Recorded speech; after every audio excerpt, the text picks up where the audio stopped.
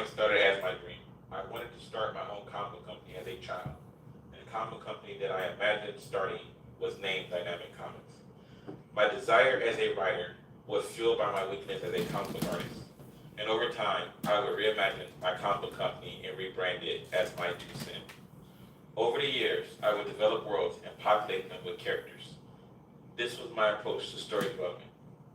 Through these worlds, I found my general theme. All of my stories share a common theme, and that theme is expressed through the various worlds. So it was natural for characters with simple characteristics to share a common universe or a common world. This slowly evolved into a larger, more complex story that my mind could imagine: cognitive dissonance. Cognitive dissonance is a story of the theory of everything and reality itself. It is meant to challenge the very reasoning of the average mind and force the reader to evaluate everything that they know and understand. Cognitive dissonance is a story of Rene Descartes' famous table experiment. If you put everything that you know on a table and remove anything that was taught to you directly or indirectly, what knowledge do you have that is a form of inception in of itself? This philosophical question embodies, in essence, what My Two Cent Comics is meant to be. Cognitive dissonance is the My Two Cent universe creation's mythos. It serves to establish both tone and theme of the My Two Cent universe, as well as define its over-encompassing setting. Cognitive dissonance is a universal constant for My Two Cent Comics, and it both defines and establishes the My Two Cent universe as an all-encompassing omniverse. Cognitive dissonance as a foundation is the multiverse of all story arcs within the My Two Cent universe. Every established character within My Two Cent exists within a universe. Every universe within My Two Cent exists within and is part of cognitive dissonance. Every story is an existence occurring within cognitive dissonance while being encompassed by My Two Cent. Infinite indefinite. As a philosopher and scientist, my creative style has been heavily influenced by science fiction, Welcome to the fantasy, stream. and mythology. 23 people. To a degree that my favorite genre is multiverse theory, parallel realities, and time travel. I enjoy stories about things beyond human conception, including stories that are void of humans and as the main character in general. 7 people. To such a degree that I explore theoretical and quantum physics, string theory, M theory, and quantum mechanics as a part of how I live my life on a day-by-day basis. As I grew as a person, these ideals influenced my writing style. I believe that the goal of a good writer is to educate. Entertainment has become the primary driving force for storytelling and why writers write. But on a philosophical level, we are all each beyond each other's understanding, and storytelling exists within us, the universal bridge for comprehension. It is how the wise communicate in experience, and how the educated communicate with the ignorant. Communication cannot universally occur without storytelling. Storytelling at its most fundamental forms the foundation of language, divided by virtues of notions of fiction and nonfiction. Originally, my story stood alone, each one unique in its conception, born from a philosophical notion that my mind desired to explore. But as my desire to understand, comprehend, and write became unified, influenced by notions of the theory of everything, the Goddess Mother was born. Within the My Two Cent universe, the Goddess Mother was born native, like any humanoid entity. She was born by a mother who conceived her from a father. She was raised and loved, allowed to mature, and came into herself. But the reality that she existed far surpassed what is commonplace narrative. The Goddess Mother was born into an existence where the fabric of the universe, the existential primordial aggregate, which gives rise to the quanta of existence, could be directly controlled and manipulated by the very entities which resided within it. Entities whose existence transcended transcendence itself. These beings, by way of mentality, biology, and technology, could transform the fabric of reality. These beings were mortal, their existence still ephemeral. The thing that set the goddess mother apart from the rest was the taboo of immortality. The goddess mother lived in a place where immortality had become undesirable. Thus is the nature of transcending transcendence. But entitlement was not universal, and the unease of death, regardless of how long lived one could be, was very unnerving to the goddess mother as she went about her existence. Exploring the unknown showed proof of the very unspoken inherent nature of all cognitive beings. The idea that what the goddess mother desired was also that which was still left to explore is what led to the ultimate destruction of existence and that which encompassed it within the Mitusin omni-existence, and giving rise to the present form of the goddess mother. When the goddess mother destroyed reality, some of the entities who existed during the destruction of reality that survived became known as the natives. The goddess mother waged war on the totality of Welcome to the stream. As she destroyed existence, she absorbed it within herself. In essence, absorbing the infinity of space, the infinity of time, the infinity of matter, and the infinity of energy, until all of existence was the goddess mother. Some acts of creation start as destruction. This is true for the omni-existence that is known as the Mitusin universe.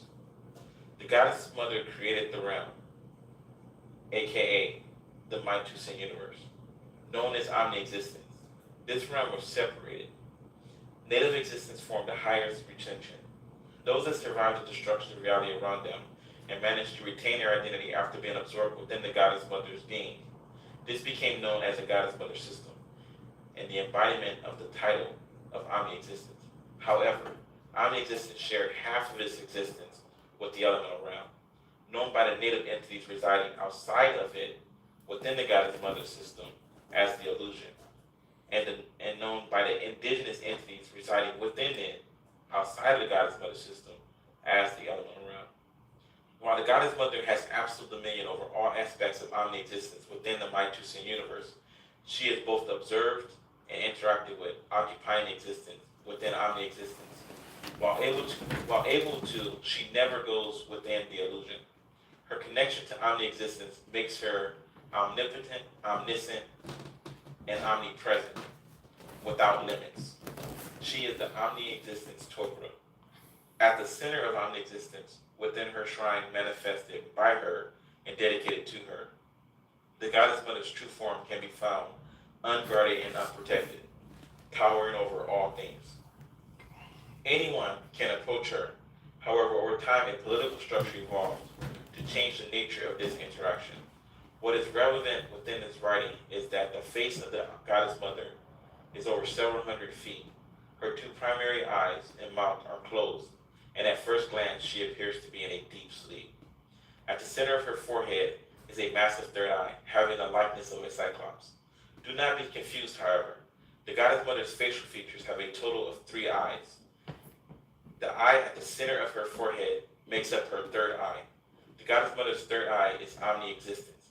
All of the Mitusin universe exists within that giant third eye. As stated before, political change makes it possible for anyone to approach the goddess mother. To facilitate this, the goddess mother manifests herself as a common scale avatar. She interacts with the natives residing within omni-existence on their own scale, while also maintaining her true form.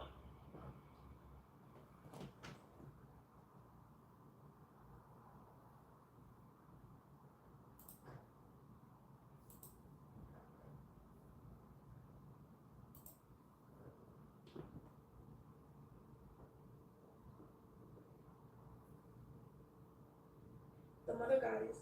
In the beginning, there was only the goddess, and from her the realm was created and given law. You can see there's an entire story. It's the whole story. All free. All can be watched right now on Microsoft The elements became tired of each other, and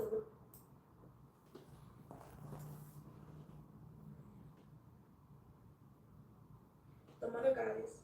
In the beginning, there was only the goddess, and from her the realm was created and given law. Eventually, she longed for children to love as her own, so she created the element, an entity that existed throughout the realm. They were her children. Eventually, the elements became tired of each other, and the realm set out to create new beings. These new beings were created in the image of the goddess mother and would possess the ability to harness the elements from which they were spawned. This is how we come to be referred to as elemental, the sons and daughters of the elements. When the goddess mother created the room, she has created it with doorways that allow beings to come and go. She welcomed all those worthy of its purity and ambient benevolence. Her will alone controlled who was allowed in and out of the room. When she disappeared, the door laws were broken, and beings were allowed to come and go as they pleased, forcing the realm into chaos. Until a powerful being appeared with the ability to control the doorways as the mother goddess once did, became known as the Big The being brought back peace and tranquility to the doomed judgment of those who inspired death and strife. The goddess alone within that existence, which power to our own, the powerful elemental known as the goddess filled the whole galaxy from the realm of clouds. Knowledge of both her as well as the birth of the Mare Galaxy is well known throughout the Mare Galaxy.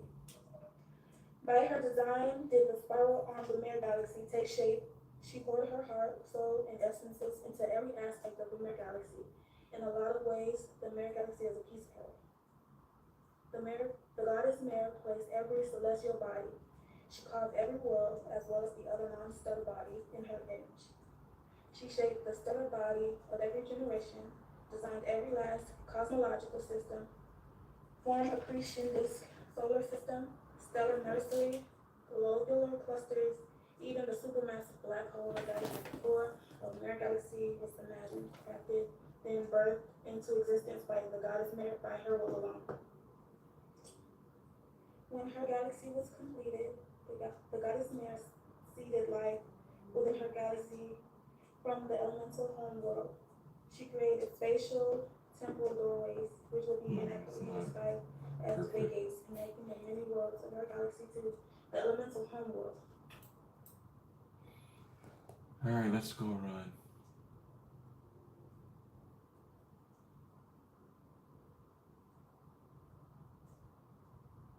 I'll pause it.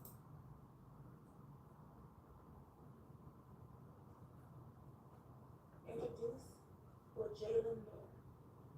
Sweet and tangy, the taste of these exotic fruits grown too close to delicate touch, articulated by hunger and driven by memory, a single dark brown complexion, feminine hands full of well-chosen milk fruit. The sweet scent surrounded her, and the tangy flavor stimulated her taste buds, bringing a smile to her face. But Jalen Moore was still hungry. Her strength needed to be fed. There wasn't enough fruit in the whole of Bosca Village, which could provide her with a complete meal. Okay. Let's do it. Go.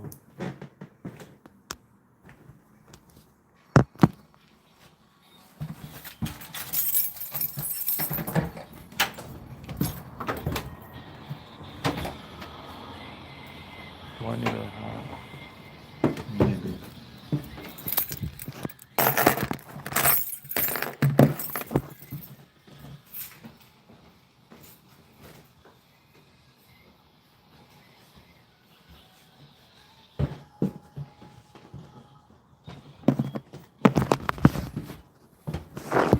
It's getting cold.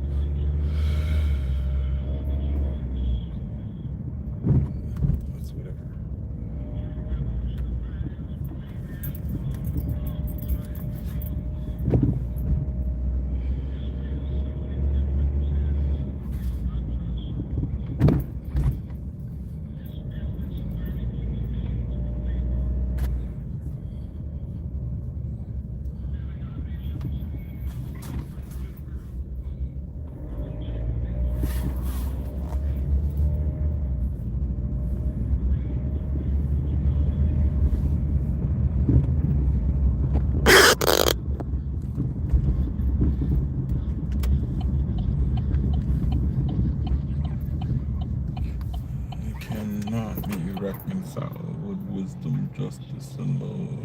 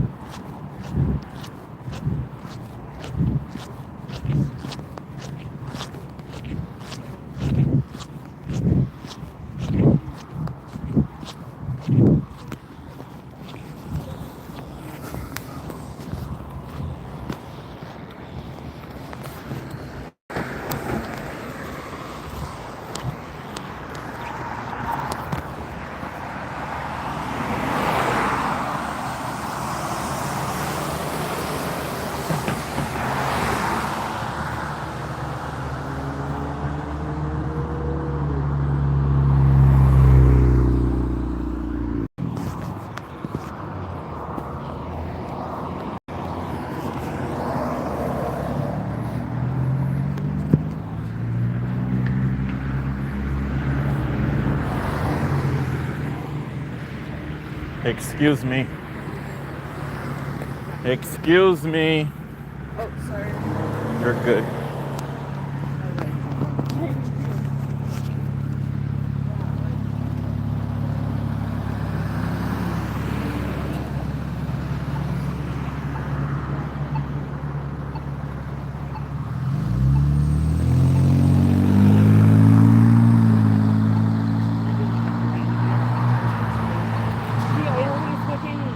Somebody wants to cook something or make something, and I get in the middle of it. Or the fucking chicken burger that Massachusetts, what the fuck was that? You wasted it? Right? You see, she was on with her little face. They didn't use metallic at all. That bitch was tripping. She used to do that because she wanted to see who I was gonna give it to. You know what I mean? And I just took myself, you know what I mean? I was like, shit like that.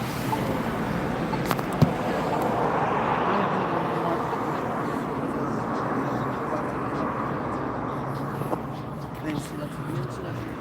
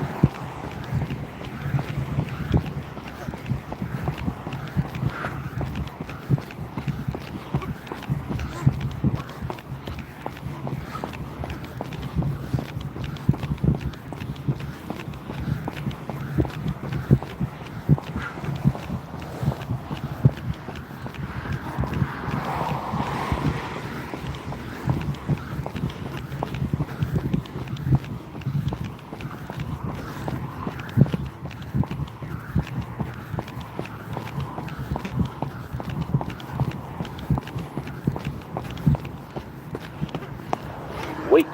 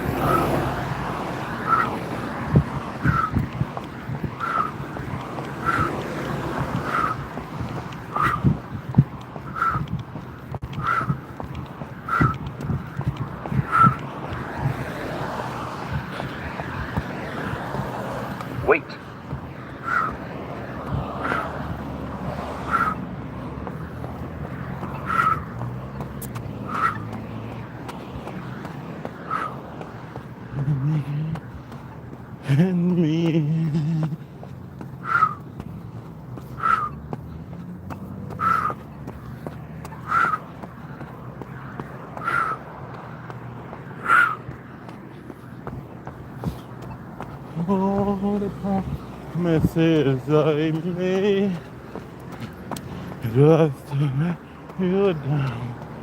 You by me and me, but I'm broken. I have nothing left, and all I did was just cool. One thing we've been falling for all good time, and now I'm all ever done.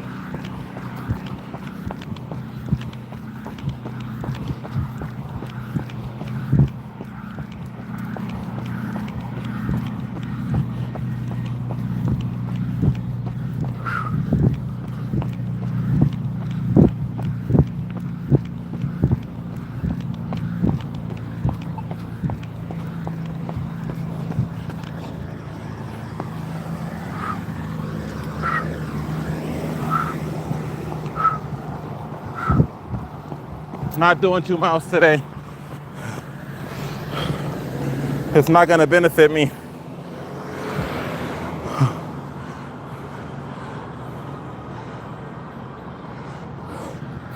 I overdid it for my last 2 runs, and right now, the way I feel, I'm not gonna be able to do 100K.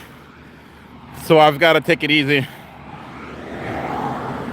100K run on the 31st of December to January 1st. 11:59 p.m. December 31st, 2025 to January 1st, 2026. So, yeah, that's my New Year's resolution. This will be the second year that I will do a 60-mile run. Last year I did 22 miles. This year I'm trying to do a solid 100 miles. So I have to diet, stretch, and watch nutrition for the next 10 days. I might do one more 2 mile 5 or 6 days before the 31st, just so that I can, I guess that'll be in 2 days, huh? Well, 5 days, that would be today, would be 5 or 6 days before 31st. So yeah, I probably won't run again until actually on the 31st. But as always, my name is Paul Emerson. I've given you my 2 cents.